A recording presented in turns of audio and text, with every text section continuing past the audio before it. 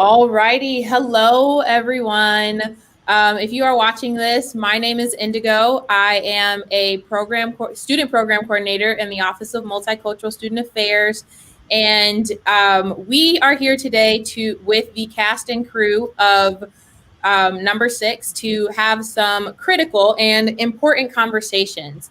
So I just want to preface off by saying this is a safe space. We are here to have constructive dialogue, and we are here to make us better, because as somebody very important once said, once we know better, we do better. So that is enough about me. We're going to go round table and introduce the cast and crew, as well as a coworker of mine. Go ahead, Gleisha, if you want to start. Hi, I'm Gleisha Tatum, and I played the part of Ella. Hi, I'm Rhiannon Hall, and I was the dramaturg for number 6. Hi, I'm Jahari Essex. I play Felix. Hello, my name is Cherokee. I am a criminal justice major here at SVSU. I'm also a student program coordinator in the Office of Multicultural Student Affairs, as well as the president of the Organization of Black Unity. I'm Tommy Wedge. I'm an assistant professor of theater here at SVSU, and I am the director of number 6.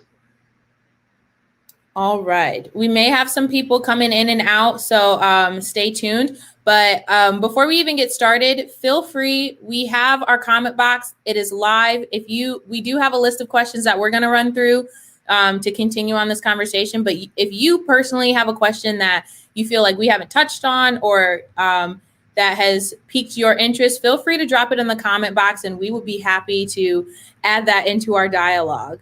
So let's get started.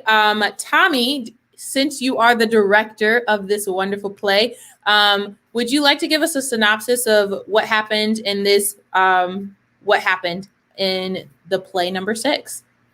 Sure. So number 6 is a play written by T.J. Young in 2017, and it takes place in April 2001 in Cincinnati during the 5-day riot sparked by the killing of Timothy Thomas, who is an unarmed Black man, and he was shot and killed at the hands of a white police officer named Stephen Roach, who was acquitted. The play takes place in the Anderson home during the middle of those riots and those demonstrations. The mother, who is played by Gleisha, her name is Ella, and she is a mother to two 24-year-olds twins, Felicia, played by Trinity Caldwell, and then Felix, played by Jahari Essex. And they own the dry cleaning store below, and their apartment's on the 2nd floor. So the play opens up with Felix on a food run because they've been without food for a couple of days because the demonstrations have been unfolding in the city around him. And partway through the play, Jahari comes back on stage, this time bringing in an unconscious white guy named Kelly, played by Jared Kaufman. And Trinity's character, who is on the spectrum, opens up his bag and sees that Kelly has a gun. And as the play progresses and Kelly wakes up, we realize that Kelly not only has a gun, but he's a police officer. We not only realize he's a police officer, but he is the partner of Stephen Roach, who slew Timothy Thomas. And the climax of the play is the demonstrators making their way up inside the apartment, and Kelly has to decide to use his gun or not. And the family has to grapple with that choice, and with him being inside their home. So that is the play, and it played last week. And I'm really proud to have been a part of telling that story with these fine individuals. Yes. Thank you. I can't speak for anybody else who watched the play, but when I did, it was very therapeutic just to watch something and not have to do homework with it. But it was very refreshing and very pleasing to see it all come together in the midst of our social climate, in the midst of our medical climate that we're dealing with today. Y'all really did that. So first off, thank you for all that were involved. I appreciate it. So first off, and this is a question for everybody. How did you guys prepare for this? We can talk about it through social distancing standards, but we can also talk about it. How did you guys prepare yourselves to enter into these roles within the play?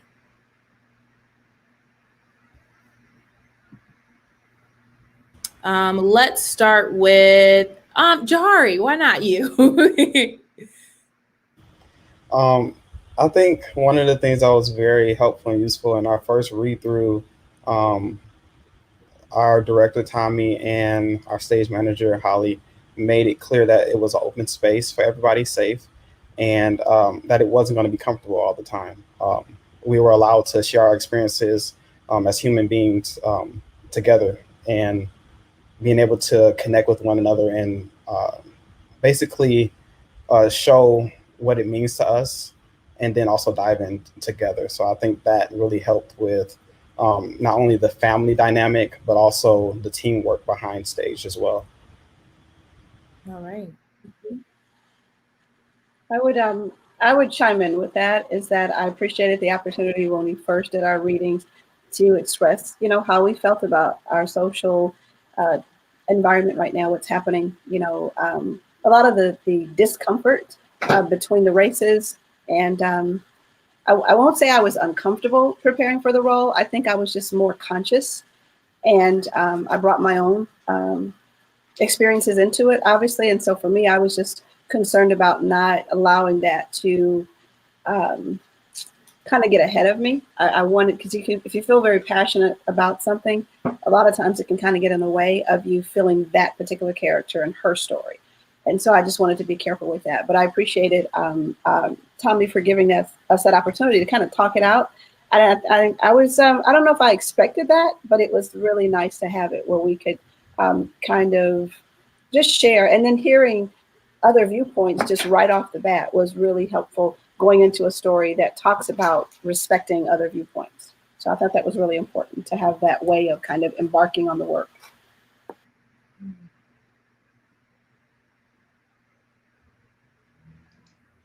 I've been spending my summer reading, trying to immerse myself and educate myself and try to learn about all the things that I should already know, but haven't taken the time to learn before, because it's this subject has a lot of pain embedded into it, and it's a lot easier to just sit in the sidelines and not engage with that. So I think this summer kicked me a bit in the butt to stop procrastinating, honestly. So I've been, Dr. Kendi's Stand from the Beginning and How to Be an Anti-Racist and Red, White Privilege, which is kind of just okay. I'd say skip that book if you were much better books. Sorry to throw shade on that. You're good. I'm working my way through the new Jim Crow, but yeah, I kind of had to take a break because there was so much being unearthed in our process that I kind of needed to take a step back when I went home. So I sort of just sat back and listened during the show, and then allowed myself to decompress when I got home. But yeah, we talked at the start of it, but then my goal as we went was to listen, and then just try to work in the moment, because it's easy to, I shouldn't say it's easy. There's a bit of a trap when you're in the middle of rehearsing that you get caught up in all the stuff happening around the characters, as opposed to the truthful moment to moment obstacles and battles that each of these characters are trying to work their way through and trying to understand. So I found a lot of meaning in that too. Right. Yeah, so for those who don't know what a dramaturg does, it's my job to be a resource and to the cast and the crew, and then an advocate for the play as well. So a lot of my preparation was to, as I do for every show, I made like a research packet. But for this show, I recognized very, very early on that I am a white woman making a research packet about stories that don't belong to me. They're not mine.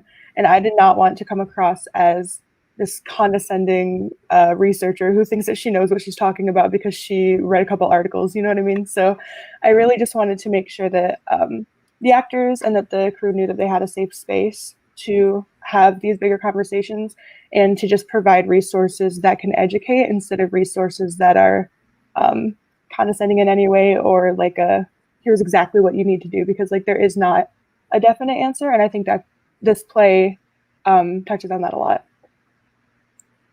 Right. Yes. Thank you. So let's continue with some questions. I want to start off with Jahari. So Jahari, your character your character Felix is well, I could tell you my opinion as person watching. When I first saw Felix enter the scene, I saw him as somebody who takes care of the household. But when you brought in Officer Kelly, or Kelly at the time, the mood honestly flipped for me. It seemed like you were, at first you were lending a helping hand, and then all of a sudden it did a 180. So let's break that down a little bit. Can you break that down for us? Like, what was your process in understanding the role of Felix, how he moved, how he talked, how he thought? Can you break that down for us? Yeah, I think one of the things that our director Tommy really helped me with was not being afraid to utilize the truth in our characters. So it was, well, with me and Kelly, before we come on stage, what has happened between us, we have had an altercation. And I felt bad, didn't want to leave him out there, so I brought him back. But that didn't change what had happened. I didn't forget. I don't have short-term memory type of thing.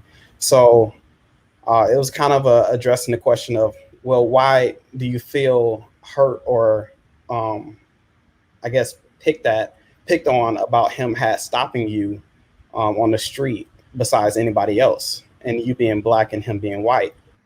And that right there just kind of like, okay, we're gonna face this truth head on. So with Felix, I was able to show how it would feel to anybody who didn't know what it's like to be the one that's pointed out or picked out on because of your skin color. It can be intentional, it can be unintentional. We find out later on, of course, that it's not necessarily something that was intentional or malicious, rather, I would say. It wasn't something based off envy. It could have just been something taught. But with him having been an officer and me not knowing and what was going on at that time with somebody had just been shot and he was innocent and unarmed, it kind of raises red flags immediately. And you go on alert, I'm protecting my family. I don't want them to have to go without me. They already have somebody else that, we don't have in the household, my father, because he was killed. So, I'm going to do whatever I can to make sure I'm coming back home to my mother and my sister. Right. Yes. Love that. So in the play, you and Kelly have multiple altercations, but there's one particular one that I want to touch on, and you touched on it a little bit. It is when he just you're telling him to leave. Basically, he has his gun, he has everything, just leave. And the riots are getting closer and closer to the house at this point. And he asked, "Do you want me dead?" And you say, "I could ask you to say the same thing." And I personally, I have one of those woo moments, like, oh my goodness. That is it's a very touchy topic nowadays. And I think that there's some miscommunication, and I think there's some really raw feelings on both sides. So I guess as your perspective from Felix and also your perspective as a Black man, what do you think is the answer to that? I know that's a loaded question, but how do you feel about that question? It's a lot to unpack there, really. What I want to address first is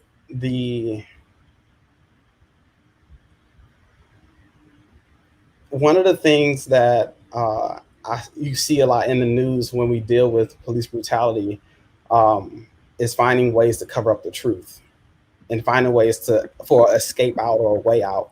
So in this, it's like, dude, let's face the facts. What is it here that are you a racist? Tell me, are you a racist? You know, just be honest with me. We've been open. I've opened up my house for you to be safe for a little while, and you're just dancing around it. You know, I don't like how close you're getting to my sister. I don't like that. I don't like all this stuff that you're doing. Tell me what's going on. Just be real with me. And I think I was really fed up at that moment. And when he asked me if, you know, if I had wanted him dead, because I'm having him just go back out there, and me saying, you know, well, I could ask you the same thing. Do you want to cover up the truth by getting rid of me? And not just him in particular, but just from the perspective of a black man and a white officer. Is this what you are trying to do? Are you trying to write us out of history? Are you trying to, what is it that you're trying to get rid of here? I think there was a lot of a deeper meaning there that was able for me to use and connect to deliver that message as well. Yes, I think that, thank you for sharing that. I really appreciate that. I think it's something that the answer will never be solved if raw emotions will continue to take over. You know, I just feel like it's important to have these conversations and just as it's important to communicate with the other side and kind of step in to each other's shoes. So thank you for sharing that. I really, really appreciate that. So let's go through. So Cherokee, you already, for those of you watching, Cherokee's already announced herself.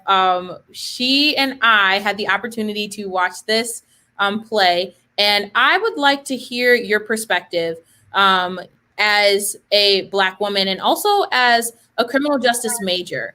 So one of the things that Officer Kelly said in his during the scene is he's talking to Ella at the time, and he's talking about the actual incident, and he is talking about how it's flawed. He says it's simple and basic and flawed. So when you, Cherokee, when you were watching this, did you think that he was talking about the situation? Did you think he was talking about the actual system? And what is your take on both at this point? Yeah, so first of all, I do just want to reiterate what you said, that this entire play was extremely moving, not just to me as a criminal justice major, but to me as a Black woman, especially considering that a lot of the work that I do in my day-to-day life centers around police brutality and a lot of the disadvantages, the unfair disadvantages that Black people are subject to in American society. So I just want to give a round of applause to you all for doing a phenomenal job on this show. It was very moving. But when Officer Kelly, when he mentioned that it was simple and basic and flawed, I guess you could really look at this from both sides, the situation and the system. So I'll start with the situation. What we see a lot, what we saw in the play and what we see in the mass media today is that there are a lot of preconceptions, a lot of misjudgments that are taken because we have misinformation, because we don't have enough information about the actual scene, about the events that actually took place. So I think that when he says it's simple and it's basic and it's flawed, he's talking about how the situation itself, the way it unraveled, the way he sees it, this is basic. But the way that the mass media sees it, the way that the larger public sees it, it is an issue. And for those two entirely conflicting opinions, in that instance, it is flawed. But from the system, I know just from studying the past 3 years, and especially focusing on the African American community and also women, that the system itself, the criminal justice system, is entirely flawed. Black people are killed at disproportionate rates by police. We are disproportionately incarcerated in the system here in America. So it's certainly flawed. And that goes for policing, corrections, and courts all the way around. But we also, in regards to the situation, we have, as you were saying earlier, Indigo, we often base all of our thoughts on emotion, our raw emotion and what we are feeling in that instance. So at the beginning of the play, as a Black woman, I was thinking, once I found out that he was a cop and how he was trying to hide that from the family, seemingly hide that from the family for so long, I thought, well, is he ashamed? Or what's going on here? But I also think that we have to take a step back and look not at the profession, look not at the race, but what is actually going on here, looking at the statistics and what's at the disproportionate rates at which Black people, specifically Black men, are killed by the police. So I guess to answer your question as a whole, is when he said it's simple, it's basic, it's flawed, that goes for the situation and the preconceptions and the ideas that we as individuals gain from looking at the situation on the outside and having no real or substantial information from what actually went on in the situation, but also the system itself is flawed. It is not simple. It is basic, and it's a basic fact that the system is flawed. But there are so many components that are included into that system that it cannot be simple, and it never will be simple. And in order to kind of bring ourselves into a more equitable, more peaceful, more peaceful interactions between the Black community and law enforcement, we have to realize that it's going to take more than simple answers of, oh, well, he was just afraid of me because I was Black, or they don't like me just because I'm a police officer, and police officers aren't shed in a good light in the media in 2020. We have to take perspective.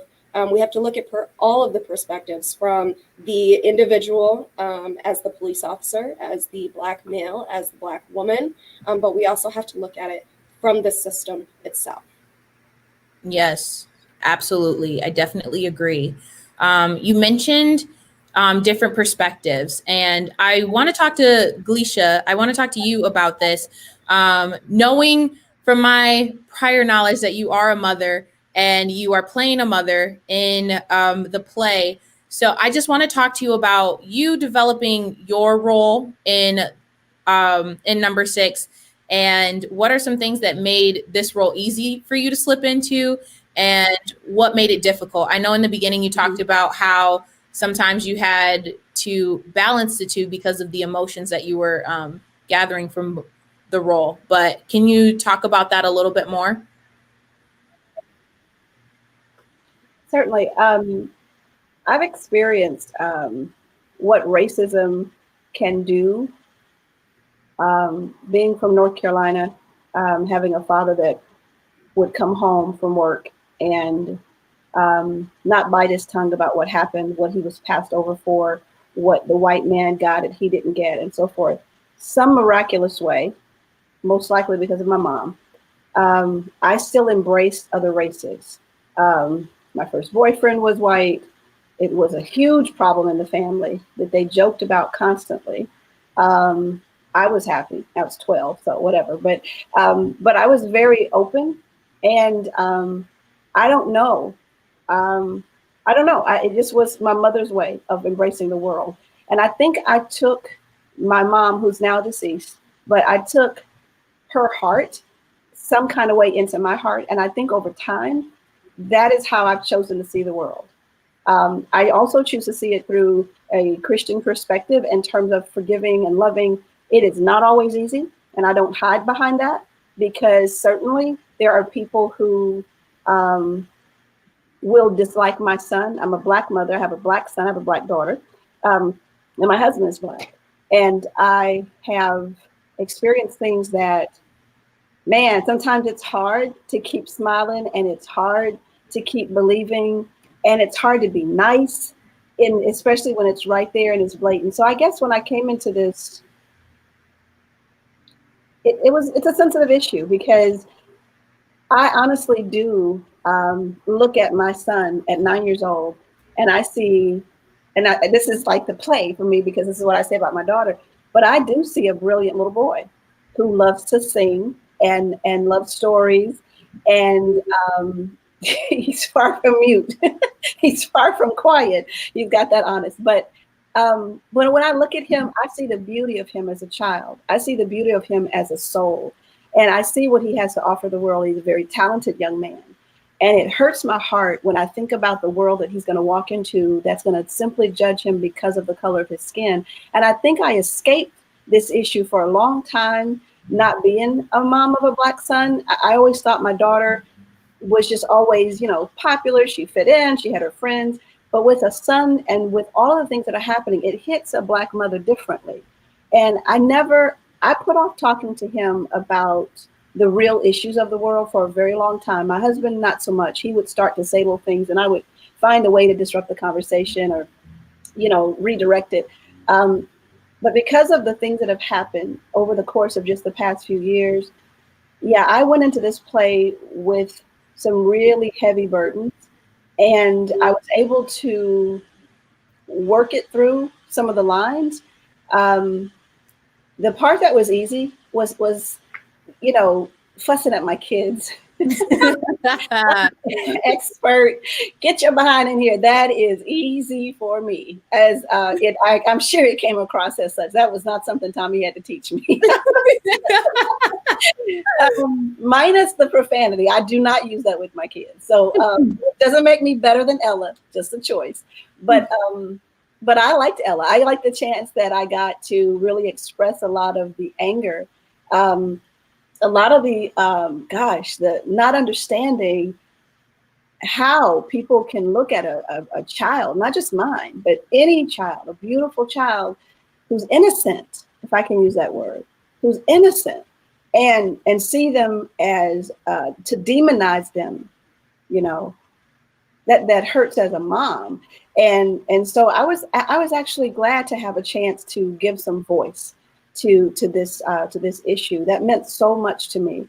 I'll say that personally, the temperature right now in our country, it makes me so very sad.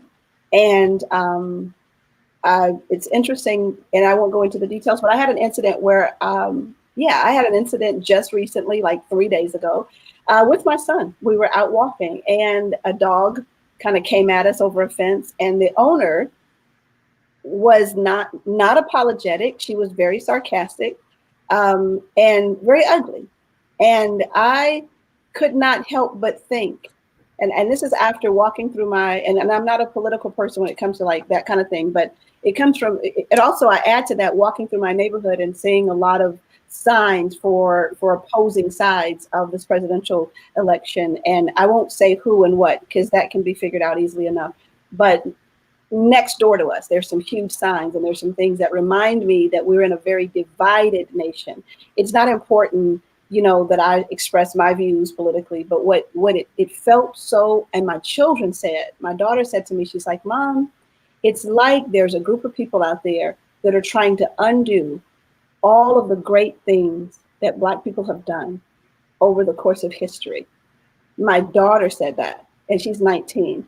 And it hit my heart, because that's how it feels. It just feels like there's this divisive machine working. And sometimes I feel like we're puppets for a story and for a script that was written a long time ago. And then we just keep replaying the scenes. And so I think number 6 goes a long way to change that narrative and to give us a new conversation. So going into it, I just tried to bridle some of the emotion. It came out at times that I didn't expect it to. But I thought about Felix Jahari, who did a wonderful job. Trinity did a wonderful job playing my kids. And I felt protective of them, and I saw them as I see my babies, my actual babies. And as a mom, I don't think you have to be a mom to have that sense about children and about people and the valuing of life. You don't have to be a mom. But then also I want to throw this in as another dynamic is that when Officer Kelly became, in a way, a part of our household, there's the line where she tells him, "You stay put too." I felt protective of him as Ella because he's in my house. And while I'm getting to know you and I'm listening to your side of the story, and whether I agree with you or not, you're under my roof, you're in my kind of den, so to speak. And I felt as a character and as a person protective of him. I didn't want him to go out and be harmed. So for me, therein lies the message of the entire production for me, is that it's a valuing of life, period. It's a protecting of life, and it's an acknowledging that all of us, and this is not taken away from Black Lives Matter, because oh my goodness, I could get started on that. I definitely believe in that. But my thought is life. When you're taking a breath every day, there's something to you. There's some value to you. There's something we ought to recognize. And I did. As a mom, I felt protective of Jared, of Officer Kelly. And I wanted him to be safe. And I wanted to understand him. And I was happy when he got in touch with his little boy. So I appreciate the way that TJ Young wrote the character of Ella, because she's hard, but she's a loving, caring person. And I think for me, the line that the people are vanishing that are just going to do something, that are like doing what's right, is starting to vanish. For me, that was one of the main lines for me in the entire production, just doing what's right. You don't always have to be, something in you ought to tell you to treat the next person in the same manner, not only that you want to be treated, that you want somebody to treat your mother, your sister, your brother, your daddy, your uncle, your godfather, whatever. And when we almost got attacked by the dog the other day, it scared me. Oh boy, he came this close, and my son was on the fence side. So it really scared me. No apology. How much would it have taken just to say, "Sorry, ma'am," or, just anything like that, or "Oops, I'm sorry," or just don't say anything, just go in the house. But to take the time to be sarcastic is to say, "I don't value your life. I don't care if that scared you. I don't care if your son's with you." And I couldn't help but think, because of the race difference, if that played a part. And I don't like thinking like that. I just don't. I don't like thinking that way. I don't like for that to come into my head. And it did. And I think that's the atmosphere that we're in now. And so I hope that what we've done with number 6 and other works that'll come down the pipe will go a long ways through theater, as theater tends to do, to heal people and to help us get past a lot of this crap, because it's really bad. And I've never felt this way in America as many years as I've lived, which is none of your business. But but as many years as I've lived in this world, and coming from the South and living now here, I've never felt this in my entire life. So I'm hopeful, though. I will say that I am hopeful that we can care enough about each other to kind of overcome this. And I think the word overcome goes way back, and hopefully it'll keep pushing us forward. But yeah, this was a great opportunity to get that conversation, or to keep it going. It's already started, but to keep it going. Absolutely. Yeah, and one thing that kind of came to mind while she was talking, one thing that said in the play was, "There's a lot of hurt here," and I think that it really allowed us to, well, I can at least speak for me, it allowed me to utilize, all the emotions that I was getting from just so much stuff that you see in the media now, and having to think about the potential of my future, what it could be like and what it could look like. Crazy enough, while we were rehearsing this stuff for this play, I'm not going to say the company's name, but I was at the store and I experienced it. I was followed around the store as if I was stealing. I heard chatter over the walkie-talkies from the associates. And I called my mom about it, told her, and she was livid. And I can understand why, because that could have went somewhere to where she could have been having to talk to me from the other side of a glass, or even worse. And I'm grateful that it didn't, but I shouldn't have had to experience that because I'm a human being on earth just like anybody else. And this play allowed me to have an outlet of that energy, I guess you can say. Um, but yeah, there's a lot of hurt here.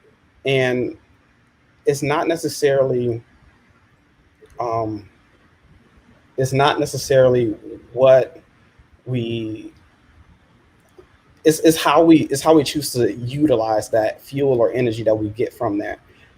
Being able to take it, tone it in, and listen, and then also speak and be heard as well. That's how we create change. I got that from this play. That's what I got from this play. Was most important to me, being able to listen and hear the other side as well, regardless of how you feel. You can never understand what's going on in their head, because our question is, well, how can you have so much hate? How could you think such a thing about me, and you haven't met me? You don't know me. I would never hurt a fly. What do you mean? But that's the question. However, if we have the question and we want an answer, something has to change. So we have to be quiet in order to receive that information, and then we can go from there and make that change. Yes. Indigo, can I add one little tiny Yeah, thing? of course. One thing for me is that I'm happy that that our director Tommy and our set designer Jerry and other people that put their hand to the plow, so to speak. What I appreciated about the process is that we got a chance to talk about the "it's okay" thing, because we are very careful, especially if you have any kind of consciousness about what's happening in the world and you're not just straight up full of hate and you do not want to offend people. Is that sometimes, not sometimes, period. We working together from different backgrounds, different races, we have to give each other permission to have these conversations. We have to give each other permission, and that it's not always offensive. It's not always gonna hurt, or someone in the audience is gonna think this or think that. And there are gonna be that little group that does feel or think whatever. But honestly, I think that's a that's a gift that we give each other, to say it's okay to talk about this. It's okay to do something that might seem stereotypical, and it might be a reason for it, and that's fine. It's not always going to be offensive, but to be true to what it really truly is, or at least here's my thing: ask the question. If you don't know what Black folks think about this, or if you don't know what Black people would do here or there, ask someone in your circle that is Black that you feel comfortable with, because I think too often we're making decisions for Black people that don't involve Black people. And we're telling stories about Black people, which has been a theater issue for years, even in theater history classes and so forth, about how it's put off in a little section, but it's all main theater, and then that's them over there. And then people have done Black theater who weren't Black. And I think that's an issue. I think that's even if it were Asian people or whatever, but especially the Black story, we weren't allowed to tell our own story. So I think to give each other that gift of permission, that it's okay to ask. And I'd rather you err on the side of asking and then maybe goofing it up a little bit, and we got to talk it through, than to make an assumption, not do it, not be authentic. And then we go, well, Black people would have never done that. Like, well, I didn't know. It's like, well, but we're here, talk to us. And there are many people that invite you into their culture. If we go to any other culture in the world, but I know it's because of the history, and I know it's because of the offenses and the hurt. I realize that, but I think it was great that we got a chance to work together, even behind the scenes, to kind of release each other in some ways, to say, it's okay. This is an okay, safe place to have those conversations. So I just wanted to throw that in, because I think when something like this happens, it's behind the scenes as well as what gets on the camera is what makes it a full work of kind of meshing together and understanding and respecting different opinions and so forth. So that was great for me. I really was happy to see that happen. Yes. No, I was happy to see it happen. Kind of going off of what Gleisha was saying, one of the resources that I shared in my display is a document entitled "We See You, White American Theater." And it is a list of demands from BIPOC theater people asking for that to change, asking for the theater world to recognize that for way too many years, it has been straight white older men telling stories about straight white older rich men, and it has no inclusivity whatsoever. And it's a very lengthy document, but it's a necessary one. And it just talks about how theater needs that shift. And I think that this play is a good start to a shift in that nature. Yes, of course. So I know I've been directing some questions towards Gleisha, Jared, and Jared, Jahari. I'm so sorry, Jahari, and Cherokee. But I want to talk to you, Rhiannon, and Tommy. So being not on stage, being a part of the crew. So there are some things that go through that you've gone through with that, but and you've talked about telling some of the stories or how to elevate somebody that you don't really have an experience of. There's one particular line in the play that, again, Officer Kelly, he talks about. He says, and this is out of context, it says, "You get to throw rocks, break your windows, take to the streets, but I don't get to scream." So as someone, and I'm assuming both of you advocate for marginalized populations, and in this specific context, Black lives. So as somebody who advocates for Black lives, how do you feel about this statement? And what role have you placed yourself in all of this, whether it be the play or what we're dealing with in our climate today? Where do you guys see yourselves? Sure, I'll jump in first, and then Rhiannon take the stage. So I think this sort of goes back to how you started our conversation, Indigo, where you said that this is a safe place. And then Jahari added in about that this isn't a comfortable conversation. And Kelly's line is something I read so often on social media. I've been culling my friends list, so I don't read it as often. But I still read it a lot. And it's that idea of prioritizing comfort over safety. That we can't have these conversations until everybody feels safe, until you've been assured as a white guy that you're not a racist. Okay, you're not a racist. Now we can talk about it. We have to get past that. And this is that same old argument that, no one is trying to police your feelings. You're the only one who can feel your feelings, and all feelings are valid. So feel them. If you have to scream, scream. No one's trying to tell you not to do that. No one's policing what you say. If you want to say whatever you want to say, you can say it. But those actions have consequences. And if you choose to not recognize what those consequences are, that's on you. It's not on us. And so I feel like there has been an awakening of people who have sat on the sidelines who want to get involved. And I'm hoping that we continue to elevate the conversation, because the bar will only be as high as we want it to be. So if we keep having the conversation about how does Kelly feel about not being able to scream versus people actually losing their lives at his hands, then that we need to move on. And I'm not interested in having that conversation. It's something we need to engage with. It's a question that we need to engage with, if only that we can allow ourselves to move on. So I'm just, and I have plenty of things that I need to wake up to, and I need to move on. I've got my own stuff that I need to figure out now, and I'm working my way through, but and I've got some partners here in the background who want to get in the conversation, apparently. But yeah, that's what I would say. We have to allow ourselves to move the conversation forward. And I want to open this dialogue up. I want to let people in, but everybody has to make a choice to be part of progress or part of the retrenchment that will or has been happening. So I hope that these conversations I hope people take the invitations that are being offered, and then we can have those inclusive conversations that you've been talking about, that Gleisha's been talking about, and everybody on this panel has been advocating for. Yes. Yeah, I think that, so if my memory suits me, I read the play quite a few times, but if the memory suits me, Glicia's character, Ella, has a line around that line, maybe after, maybe right before, during that argument, though, that says that, I'm not saying you're not hurting, I'm just saying you're late to the party. Mm-hmm. And I think that's my response. Right. I think that's my response to Kelly as well.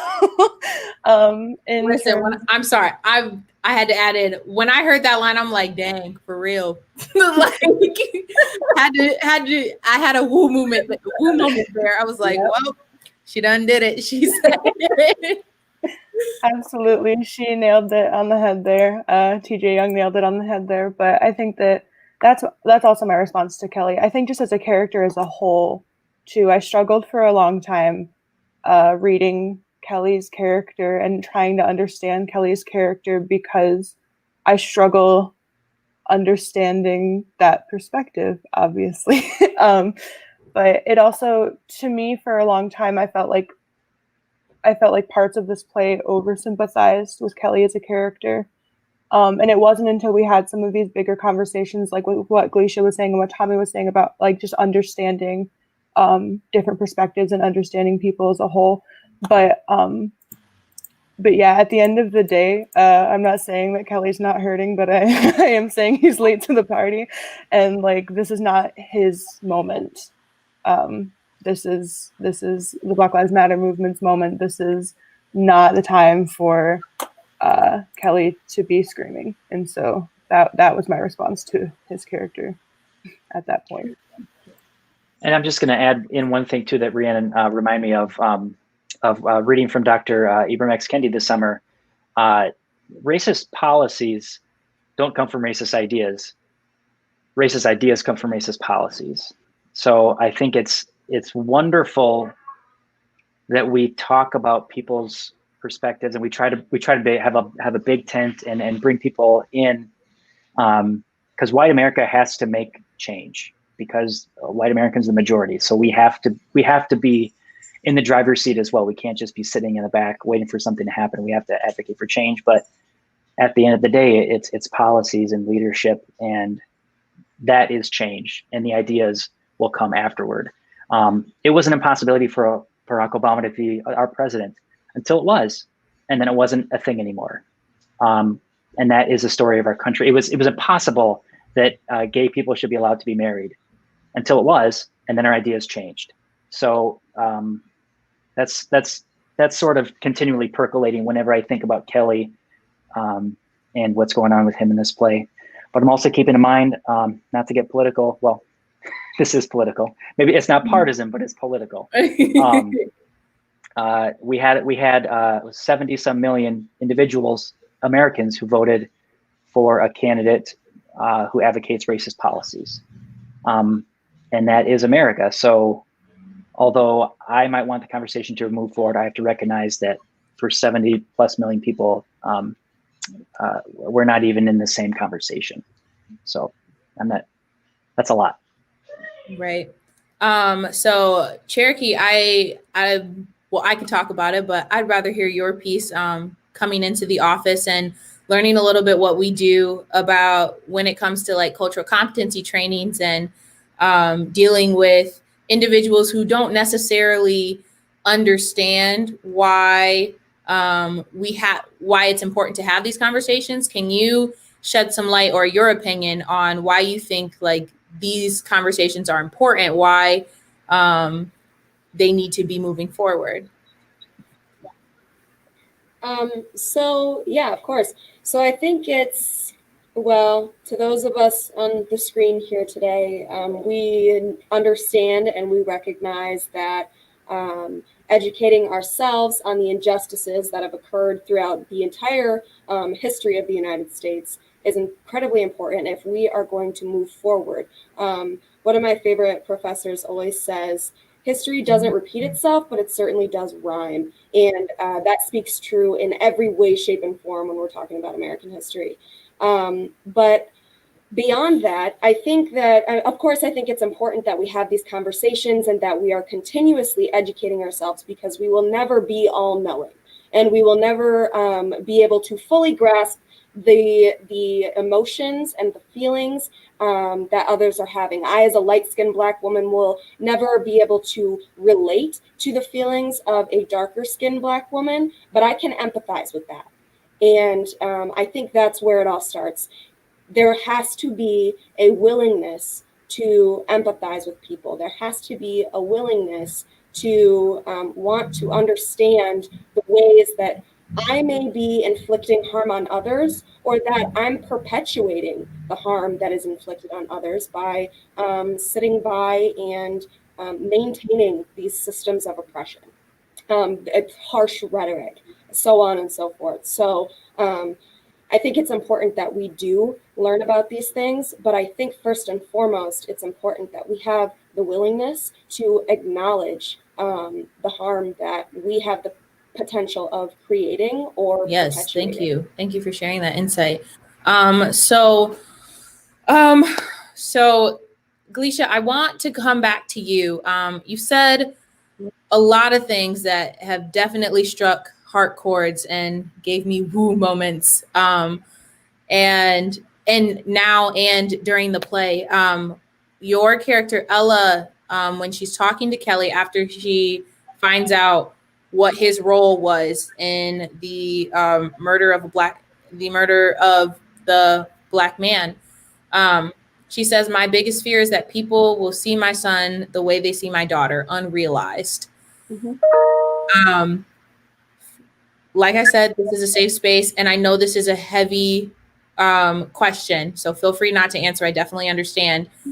What is your biggest fear in this current social climate today? I can answer that honestly, but not easily, because I've never spoken it out loud outside of a very small circle of family and friends. But my biggest fear is that I would raise my son up for someone else to beat him down. That's as honest as I can be. Yeah, I don't think that fear is felt by every race in this country, but that is a fear of mine. It's my biggest fear. I have seen his at 9 years old. I see his little ways, his little personality, his little smart mouth sometimes that I'd love to laugh off, and I'd love to just, giggle at moments and so forth. He catches me on things. He catches me on things and he'll give little smart remarks. And I would love to just bask in the glow of his intellect and his sense of humor and all the things. But at the same time, I don't have a sad story for America. I don't have some sad slave mother's, story that I'm sitting in the corner. I'll tell you what I do have. There's something that fear does to you. This is just me learning it as I go. I don't have a deep, profound quote. I'm just kind of feeling my way through saying this. Fear for me has fueled my determination that everything that he is going to be par excellent. Now, what that means is not that he has to be the valedictorian, not that he has to go to the best of colleges and Ivy Leagues and all that, but his character. And I was about to tell when I was born, I remember hearing about Martin Luther King. I remember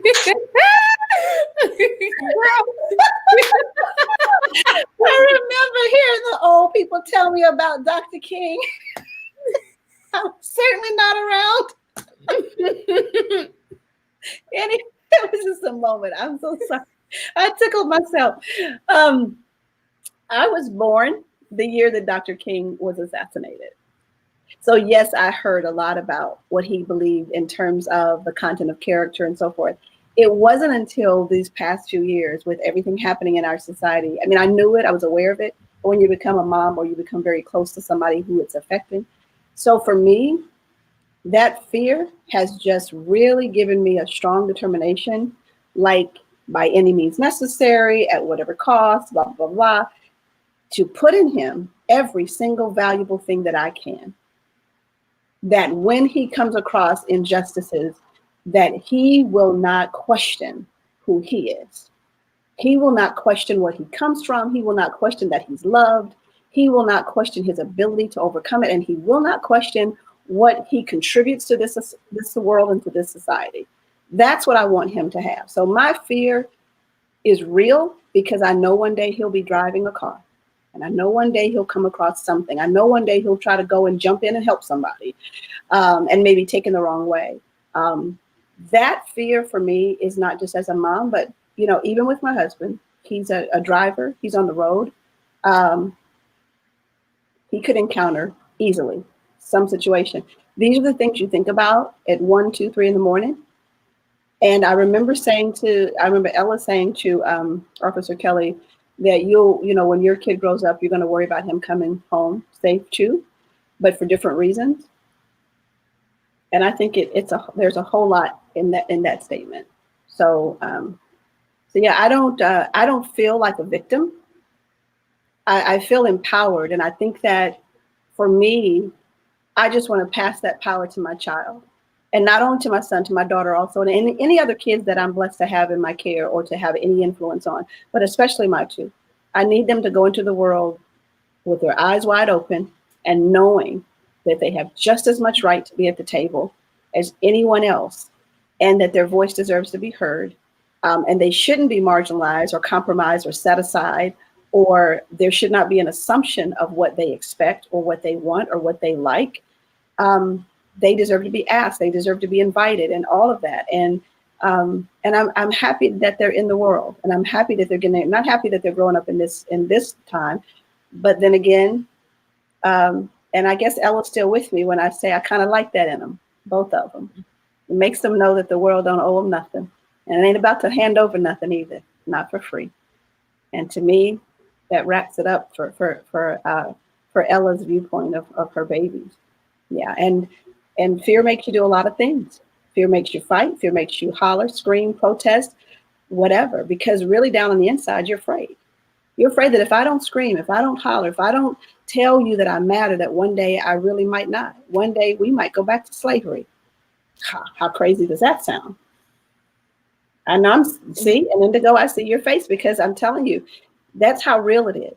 If you allow, as Tommy said, policies and things to be put in place, and they begin to dictate what society does, and we won't talk about mass incarceration, but when they used to rent out,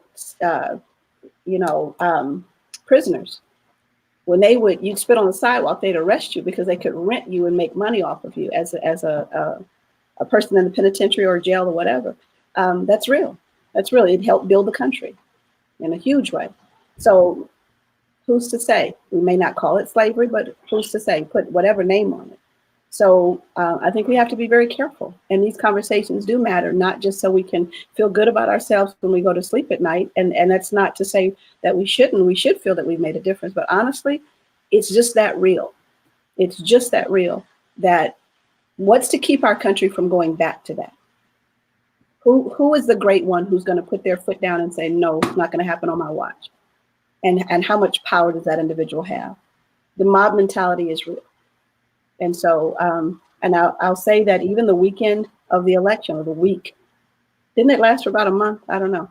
Anyway, however long it was, there were groups texting Black people saying the NAACP is putting out a warning about an initiation of a white supremacist group that are, quote unquote, snatching Black men and lynching them as an initiation. I got that text from my mother-in-law, from my husband, from other people. And when I saw it, I just couldn't believe what I was reading. Not that it couldn't happen ever, but it made me feel like I was all the way back on that dirt country road with somebody trying to sneak out of town before you got caught, or you could get stopped by anybody on a long dirt road, and they could just decide they didn't like how you looked, or that you were too Black for them, or you're Black, period. And they could just do whatever, and there was no policy, there was nothing in place that would prevent them. So without taking too much of a side road, this is really, really serious. This is a really serious issue, and it touches so many things. And so for me, fear ought to make us take action. Fear ought to make us write more plays. Fear ought to make us get ourselves on stage somewhere and open up our mouths. Fear ought to make Mr. Wedge, as I call him at times when I'm being sassy. But it ought to make a Mr. Wedge sit down and read the books that he's read, because he wants to be aware and alert and understanding where he is and in what time he's living, and then take those talents, wonderful talent, and put them toward making a difference. And it doesn't have to do a BIPOC play every time you look up. You know, SVSU doesn't have to do a play like this every month. But the thing is, we're doing it, and we have to keep doing it, because we could look up one day and our whole landscape could be different. And we look back and say, what could we have done? So we got to keep screaming, and we got to keep shaking the walls. Right. Yes. So I know that we're at time. So if you have to leave, that's fine. I have two more questions that I think are really important.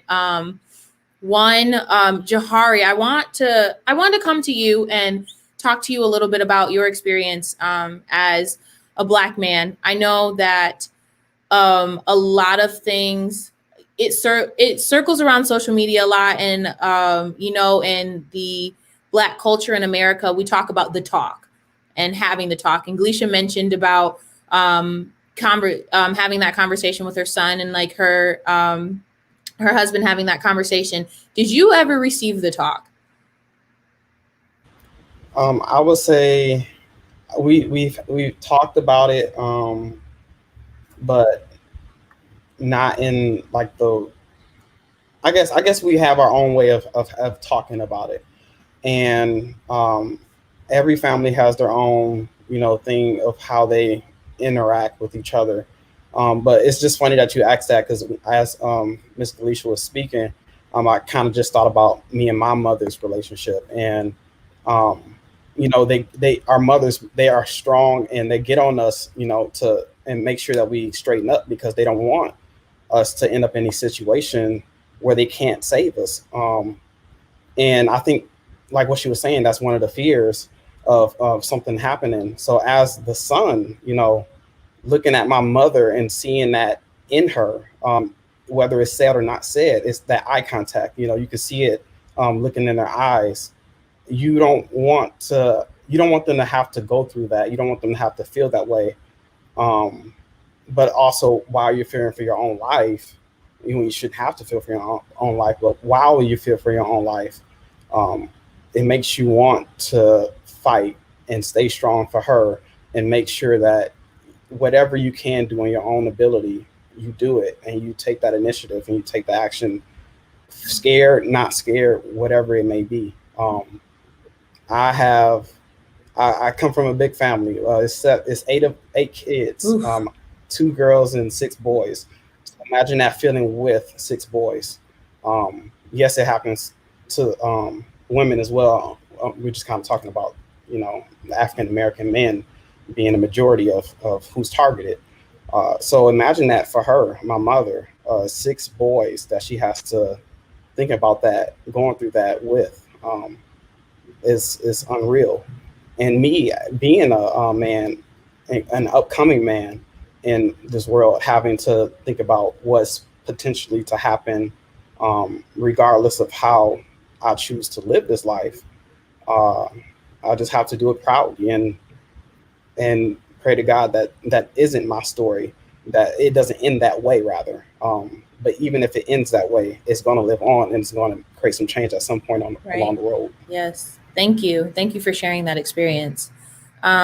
So just to wrap things up, I know that we have gone a little bit over time, but these courageous conversations, they're lengthy. They're good, but they're lengthy. So I want to circle back to the idea of number 6, the actual title of the play. So Rhiannon, actually, as dramaturg, can you break down Felicia's, oh my goodness, I don't know why I want to say Felicity, but it's there. But Felicia, can you break down Felicia's theory, and then the realization of the kind of the subtext, or like the variable that was added on after at the end of the play about change? Yeah, for sure. So extinction number 6, let me backtrack. So scientists have said that there have been 5 major extinctions in the past, and all of them had to do with some very specific situations. So like the asteroids took out the dinosaurs, that type of catastrophic event that completely eliminates, yeah, sure, a section of Earth. And so it is said that the 6th extinction is the one that we are currently in right now, and it is because of humans that the Earth is being destroyed, basically through deforestation, through beautiful, through deforestation, through hunting and overfishing, and all of those different things that humans are doing that are destroying our planet. And so Felicia, now you got me wanting to say Felicity too. See? So Felicia's character feels very, very connected to dinosaurs and to a specific museum where she studies the extinction of the past 5 extinctions and the current extinction that we're in. And her theory is that doom comes when we don't change, that there has to be some kind of change, or else everything is going to continue to go extinct and the Earth as we know it will be gone. And that gets connected in subtext to Black lives and to how doom comes when we don't change in terms of police brutality, in terms of Black lives in general, and how so many people are killed thoughtlessly because of things like police brutality. And so when Kelly's character, the officer, gets brought in, they have a very deep conversation about the extinction and how he thinks that her theory is very doom and gloom, because he's like, well, like that doesn't leave very much hope, because how can we change? And she's like, you're right, because people need the desire to change, or else nothing is going to happen. Like the extinction will happen because nothing is changing about what we're currently doing. And at the rate that we're currently going, the extinction is pretty set in stone. So it's deep and it's very theoretical and it's very not metaphorical, but there's 2 very specific lines. There's like the line of science with the extinction of the world and because of like climate change and everything, and then there's the line that Kelly as an officer crosses with talking about the current temperature, you could say, of the world that we're currently living in. And this play kind of connects the 2 and makes those 2 lines intertwined, connected by the thought process that doom comes when we don't change, which I think is so relevant in what Gleisha was saying about how this is stuff that we're still seeing. Like this play takes place in 2001. It's 2020 and it's still so relevant. So yeah, I went on a little bit of a tangent, but so that's what extinction number 6 is. It's a very weird thing to kind of have to wrap your head around, but yeah, it's just people need to change, and that's kind of the bottom line of all of it. No, yes, thank you for clarifying that.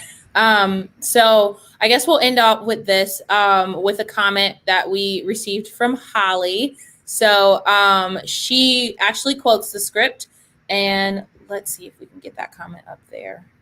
Yes, perfect. Just to tie it a little bit to make it more of our personal space. So she asks, if doom comes when we don't change, what are some things that we can do here on SVSU's campus to initiate that change?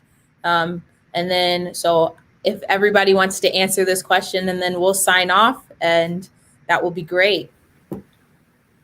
So I'll go ahead and start off, and I just want to kind of come back and reiterate what I said earlier, that it all starts with a willingness to change. It starts with an acknowledgement that we are headed towards doom.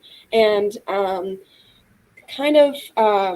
what you were saying, Rhiannon, was that, or how I interpret it, I guess, is that we were facing extinction on the science side, you said, with climate change and all of these other things, but we're also facing the extinction of our humanity.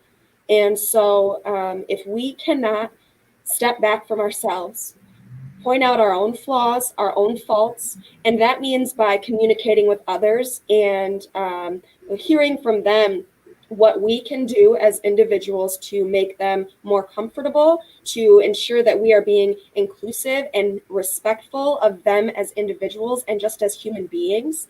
That's the very first step. We have to acknowledge our faults. We have to be willing to change, to work towards a change, because if we aren't willing to do that, then we will be moving nowhere.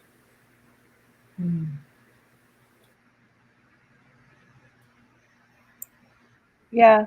So another quote that Ella says in the show, that Glicia's character says in the show, is, "You know the difference between last night and 1992, the backdrop."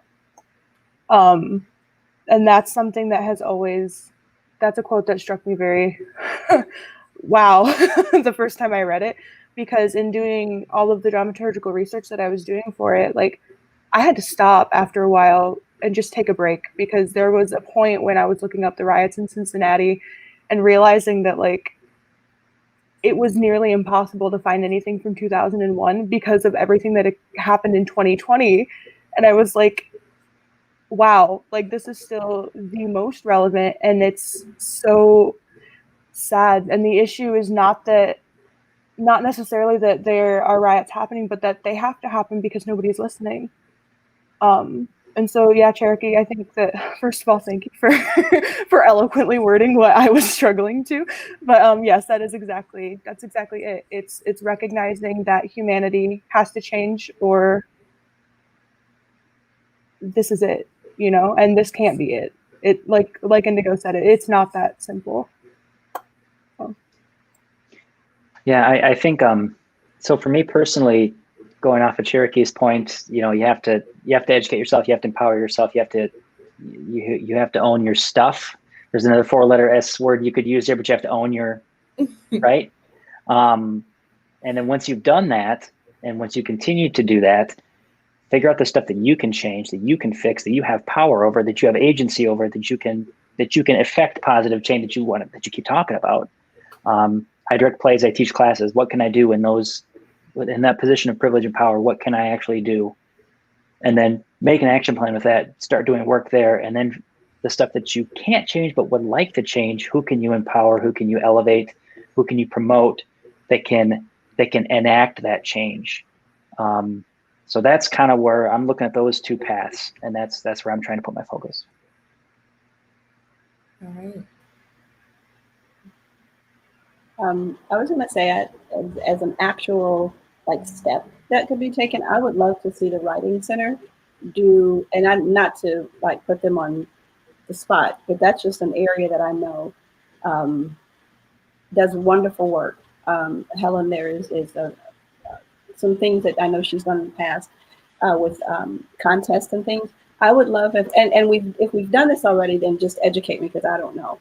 But just what came to me as we were talking, it wouldn't be wonderful if we had a group, or I don't know what to call it, a task force. Everybody has a task force for stuff now, but where Black students could come and be taught how to tell their stories, to be taught how to talk about their experiences and put them in play format or monologue format, or something that could then be funneled into the theater department and wherever else, the arts department, that those stories could be told, could be painted, could be put in some type of art form that could be shared through the voice of SVSU's Black students to the community. I think a concerted effort, that's a very specific thing, where we as Black students, and I'm more so thinking of younger, more traditional students, of course, but you'd be surprised at the rich experiences like what Jahari mentioned earlier, that people have gone through. And I think we might be surprised. I think you don't really know how a culture or group of people is suffering until you hear from them, till you hear Yes, from them. And that's absolutely. why the slave narratives and some of these other things that we read tell us so much, because the abolitionists use those to try to get rid of slavery, because they're saying we hear about it, yeah, you know, you try to make it sound like it's not so bad, but until a Black young man tells you what it was like to be pulled over and he was afraid for his life, just because he had a tail light out or because there was nothing wrong. I think that we need to hear from that group of SVSU, and I think that being brave enough to take that risk is what SVSU, I believe, what it does stand for, and can be more active in taking the steps to actually give voice to that group. I think that'd be a very important move if it were, you know. Anyway, that's my thought. Yes, I actually, you know me, I'm always about programs and events and ideas. So when you started saying that, I'm like, oh, that that's a good idea. So Studio XP, anybody? Tommy, you? No. But yes, they actually have something a little along the lines called Human Library. It's a little bit different from what you're saying, but it's kind of along the lines. We can talk a little bit about that after though. okay. But yes, thank you. That I think that's a wonderful idea. Thank you. Yes. Jahar, you want to close this out? Yeah, I think one of the things I would love to see is the continuation of standing behind our stories, just like taking it to another level with what Ms. Galicia was saying, with allowing us to be able to tell our stories and showing us how to. And also, you know, whenever things happen that's breaking out into the social media, um, to see our university putting out some stuff like, hey, if you know, are feeling some type of way because of what we're seeing and what we're hearing, you know, those things matter too, because even though it's not happening directly at us, like we're not the specific person targeted, doesn't mean that we're not hurting because of what happened. You know, it can get to the point of depression, seeing all the things that are happening to your brothers and sisters, and you don't want anyone else to hurt like that. So seeing that, I would love to see. And then also putting more people that look like us in roles of authority here as well. Um, is one thing to tell a kid that they could be president, but when they see, you know, I remember watching in class Barack Obama become president, that was a whole nother thing. Seeing that, I guess, in our university is something that I think can create some change as well. Yes. So thank you all for sharing. Thank you all for being here. Thank you for having this conversation. Um, we, I love having these conversations. I think that they're important. I think they're necessary. And I think it makes me feel a lot better that I'm not going through this on my own. I don't know about y'all. So thank you again. If you are still here, thank you for watching. Also, special thanks to, first of all, the theater department for putting on this whole shindig. Well done, well done. And then Alpha Psi Omega, who is the theater fraternity. Thank you again. And then Organization of Black Unity. Thank you, Madam President, for tuning in. Appreciate it. All right. Tune in next time, guys. Have a good one.